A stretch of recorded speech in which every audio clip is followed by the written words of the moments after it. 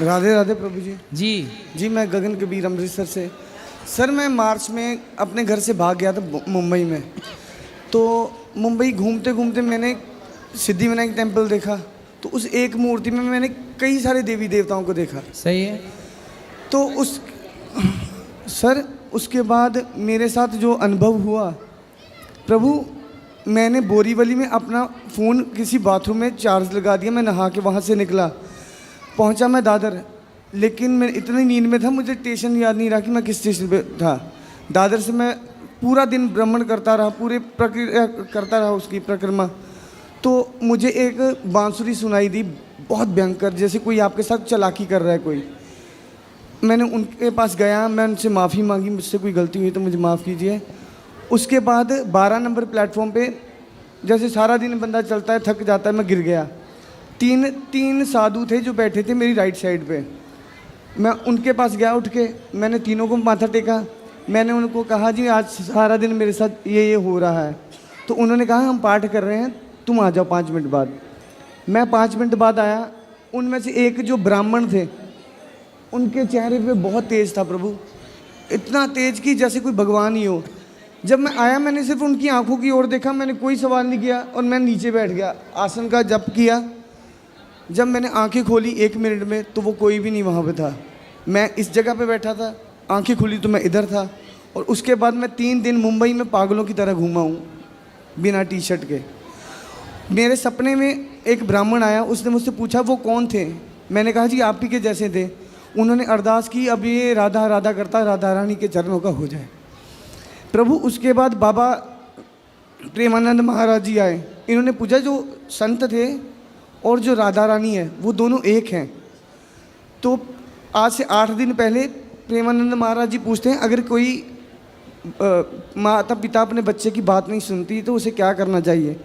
मैंने उन्हें कहा जी त्याग करना चाहिए, त्याग करना चाहिए। तो वो उसी दिन मैं घर से निकला, मैं आ गया इधर बिना एक भी पैसे के। मैं वृंदावन यहाँ से जहाँ माता रानी का है स्थान वहाँ, और फिर यहाँ, और आज मैं आपके सामने। सही है। खुश रही। भगवान की कृपा कहीं भी किसी भी समय किसी पर भी हो सकती है प्रभु। पर मैं वापस नहीं जाना चाहता, मैं यहाँ पे सेवा करना चाहता हूँ। आपके माता पिता हैं? जी हाँ जी है।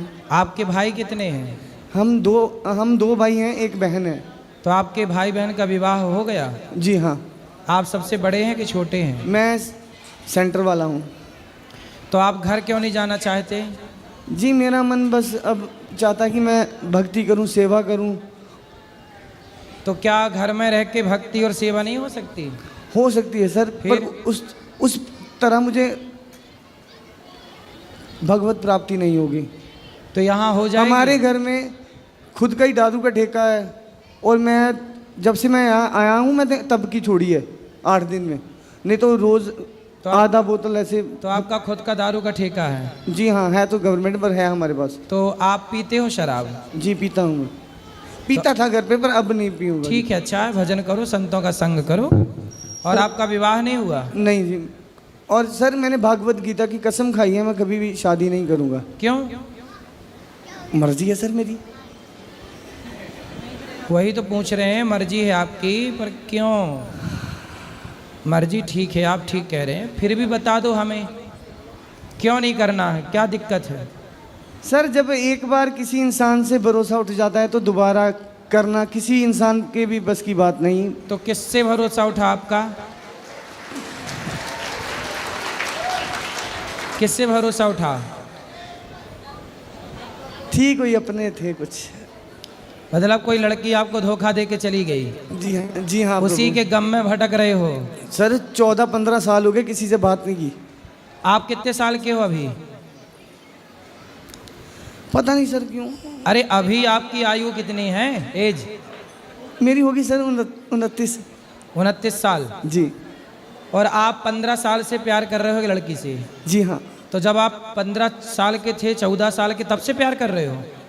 नहीं सर। है तो क्यों? आपकी आयु 29 है और आप बता रहे 15 साल से है, तो आप 15 साल पहले कितने साल के थे?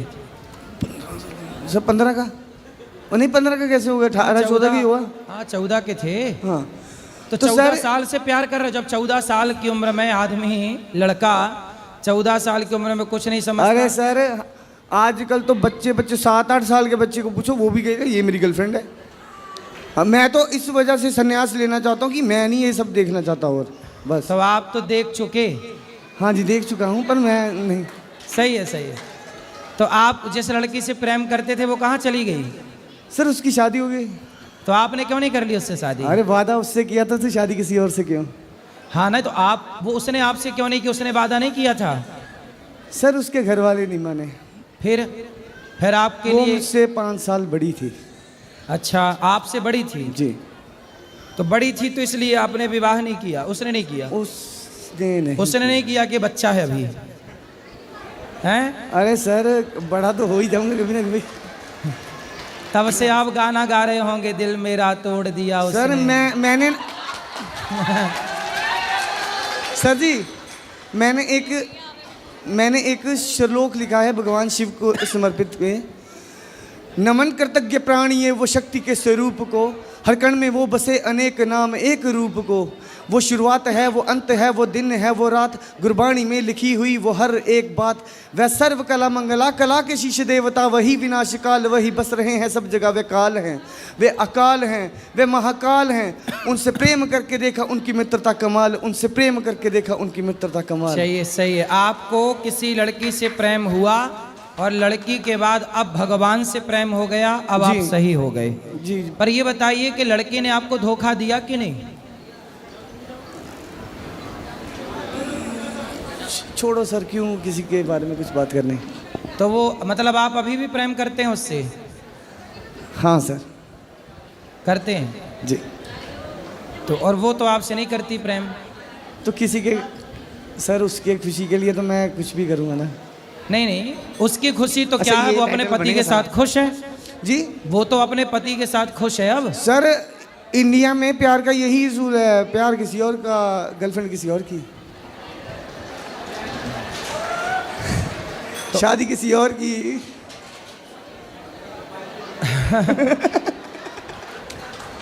आपकी वाली ने तो गजब कर दिया, दिल में आपको रखा, ब्याह किसी और से कर लिया। हाँ जी सर। अब सुनो, अब उसने तो आपको भुला दिया। जी हाँ। आप भी भूल जाओ।